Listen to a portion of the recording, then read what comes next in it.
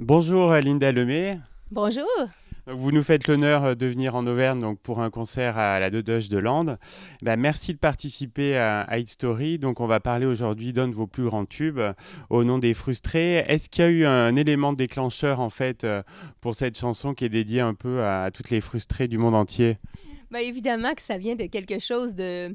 Je pense que ça sonne vécu et c'est effectivement vécu. J'ai écrit ça dans une période de ma vie où j'avais vécu plusieurs déceptions amoureuses.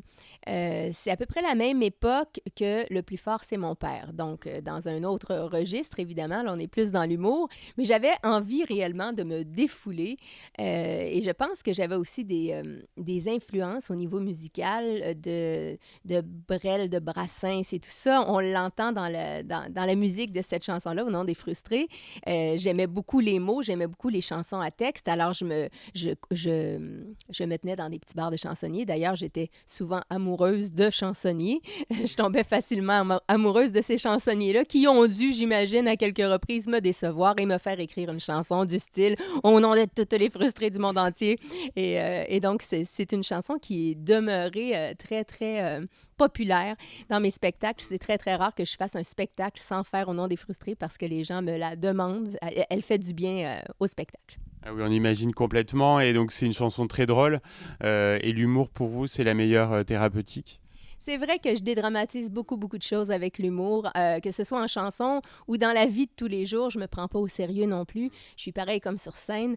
Donc oui, je suis capable de parler de choses qui me préoccupent, de débattre de certains points, puis de creuser loin dans les émotions, mais je suis surtout capable de ressortir de ces émotions dures-là avec beaucoup d'humour. Donc de rire d'à peu près tout ou presque, ça fait du bien, ça fait un bien fou, même dans les pires périodes de notre vie. Je pense que quand on réussit à trouver la façon de rire, c'est la façon de demeurer en santé, autant physique que mentale. Et aussi beaucoup de tendresse dans cette chanson hein, qui évoque un petit peu les difficultés de la vie amoureuse. Effectivement, beaucoup de tendresse, beaucoup d'une jolie rage douce, mais en même temps, ce qui est drôle avec cette chanson-là, Au nom des frustrés, c'est que je l'ai adaptée parce que le temps a passé, donc les références que je fais dans cette chanson-là sont plus toujours d'actualité. Alors, de spectacle en spectacle, souvent, je m'amuse à changer les noms, à changer quelques images, changer des titres d'émissions de télé. Au lieu de Dynastie, c'est devenu Secret Story, c'est devenu plein de choses aussi plus québécoises. Donc, je me suis amusée beaucoup, beaucoup à la transformer, cette chanson-là. C'est une chanson qui a beaucoup vécu, qui a vécu plein de transformations. Et justement, comment vous est venue l'idée du name dropping qui ponctue, je trouve, judicieusement la chanson? Je sais pas, je pense que le name dropping, ça vient du fait qu'à l'époque, je sais pas si j'étais déjà en amour avec un humoriste québécois qui est finalement devenu le papa de ma grande fille. Mais j'aimais beaucoup les gens qui faisaient de l'humour en général. Donc, cette espèce de façon de faire du name dropping très efficace qui fait que les gens éclatent de rire parce qu'ils ont une image directement dans la tête. Donc, cette efficacité-là, je la dois peut-être à mon admiration pour certains humoristes québécois. Et c'est quand même l'une des chansons justement les plus québécoises non, de votre répertoire. On doit vous demander souvent ce que signifient certaines expressions. Oui, comme la tire de Sainte-Catherine, puis il y a plein de choses, ou même un feu sauvage. Les gens ne savaient pas qu'un feu sauvage, c'est un bouton de fièvre. Alors quand je souhaite à Kim Basinger qu'elle se ramasse avec un feu sauvage sur sa grosse maudite bouche, on parle ici d'un bouton de fièvre et c'est vrai que ça prend une petite traduction pour que les gens comprennent bien ici. Alors au fil des années, je me suis amusée aussi dans mes spectacles à faire des cours de québécois. Alors d'où vous vient ce regard vraiment pétillant sur ce qui nous rapproche et nous sépare aussi hélas, l'amour? Euh, Je sais pas. Moi, je suis sur scène comme je suis dans la vie, comme je vous le disais précédemment. Et puis, je suis assez transparente. Je suis un livre ouvert. Alors, quand je vis quelque chose, j'ai pas beaucoup de pudeur. J'ai comme envie de partager ça avec les gens, de me sentir moins seule dans ce que je raconte. Et il se trouve que je pense que je ressemble à beaucoup, beaucoup, beaucoup de gens qui se déplacent pour venir me voir en spectacle. Alors, je me sens loin d'aucune réalité et j'assume totalement euh, qui je suis, donc avec tout ce que j'ai de défauts, tout ce que j'ai de qualité aussi, évidemment. Puis je livre ça sur scène, puis on se rend compte que, mon Dieu, qu'on se ressemble, que le monde est petit. D'où votre succès et l'écho rencontré par cette chanson. Votre actualité, Linda Lemay, donc c'est un album qui est sorti récemment, hein, Décibels et des silences, qui est bien garni avec jusqu'à 20 morceaux dans l'édition de luxe. Vous étiez vraiment inspiré? J'étais vraiment inspirée, puis je vous dirais qu'en ce moment même, je suis encore plus inspirée qu'au moment de l'écriture de cet album-là. Donc, je sais pas ce que ça va faire sur le prochain album. On va se ramasser avec un 50 chansons, je le sais pas. Mais c'est vrai que ça me vient par bourrée d'écriture. Ça me vient par période où est-ce que je suis très, très, très inspirée. Je peux passer des mois sans écrire. Et puis tout à coup, quand j'ai envie d'écrire, on dirait que tout veut sortir en même temps. J'ai juste à prendre la guitare. Je sais que je vais noircir des pages blanches avec mes mots. Je sais que ma poésie va prendre toute la place. Ça devient presque obsessionnel. C'est une très, très belle obsession d'ailleurs. Alors oui, j'ai été très inspirée pour l'album Décibels et des silences et je suis heureuse de voir que c'est très, très bien reçu de la part du public. Un très très bel album, vraiment. Et vous avez pas mal communiqué sur votre âge, donc je me permets de vous interroger là-dessus. Donc c'est vos 50 ans, est-ce qu'ils ont justement influencé cet album?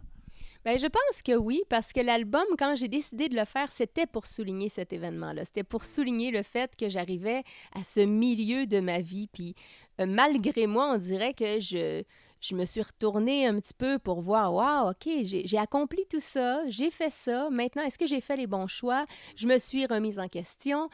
Cet album-là, c'est un petit peu l'album de ce que j'ai observé à ce beau milieu de ma vie-là.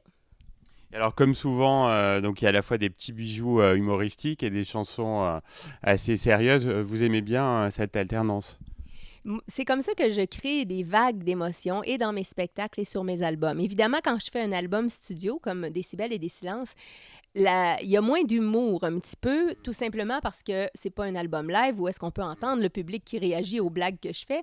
Donc, c'est évident que j'ai moins la liberté de mettre de l'humour dans les albums studio. Cependant, on se reprend bien quand on est sur scène, qu'on défend les chansons de l'album. Et là, ben, entre les chansons, il y a toujours ces petits liens qui font rire ou sourire les gens. Et il y a des chansons aussi plus comiques, donc qui viennent ponctuer le spectacle et qui font énormément de bien. Alors l'actualité tragique de ces derniers mois vous a amené donc à écrire le premier single donc extrait de l'album donc qui s'appelle Attrape pas froid. Attrape pas froid, qui est une chanson que j'ai écrite parce que c'est mon discours de maman, que je devais m'exprimer en tant que maman. Je cherchais la façon de parler de ces horreurs qui ont eu lieu un petit peu partout sur la planète avec mes filles. Je me disais, mais comment on présente ça? Puis de quelle façon on garde l'espoir et le courage? Puis en même temps, on sait que c'est ça qu'il faut faire, mais je tenais à décortiquer un petit peu ces sentiments mélangés qui peuvent nous habiter quand l'horreur s'approche de notre chez nous ou même touche à nos familles. C'est bouleversant, ça fait mal et en même temps, faut qu'on en parle. Et c'est la seule façon de pouvoir se tenir et de se sentir encore fort alors que les événements nous bouleversent comme ça. Vous avez complètement raison. Et vous avez testé en live, je crois, donc certaines des chansons de l'album lors de votre précédente tournée, c'est bien ça? Oui, certaines des chansons de l'album, ben, je fais souvent ça, en fait. Quand je me mets à écrire des nouvelles chansons, j'ai envie très, très rapidement de les tester sur scène. D'ailleurs, je le fais encore ce soir. Je le fais souvent. Alors, pour certaines des chansons de l'album, je les ai testées sur scène avant de les choisir pour les mettre sur l'album. Il y en a même une que je faisais depuis presque 4 ans sur scène qui s'appelle « C'est quoi un ventre? » Et puis, ben, on a trouvé enfin la façon de la mettre sur un album studio parce que les gens s'amusent au début de la chanson, puis ça se termine avec beaucoup d'émotions et même des fois presque des petites larmes de verser dans la tendresse que cette chanson-là a. Donc, je ne savais pas quel genre d'orchestration on allait en faire et c'est Claude Lemay, celui qui a réalisé mon album, arrangé mon album, qui a eu cette idée-là de faire des harmonies de voix au début qui portent ma voix à moi et qui vient remplacer donc l'humour de la chanson par quelque chose qui fait vraiment sourire au niveau des arrangements. Oui, c'est sûr. Et donc justement, votre actualité, c'est une tournée donc jusqu'en mars 2017 en France. Qu'est-ce que vous réservez au public, des nouveautés?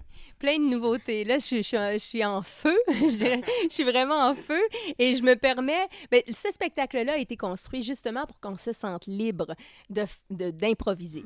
C'est un spectacle piano, donc c'est mon grand complice Louis Bernier, et moi sur scène avec ma guitare, très, très dépouillée, pas de décor, même pas de vêtements de scène spéciaux, quoi que ce soit.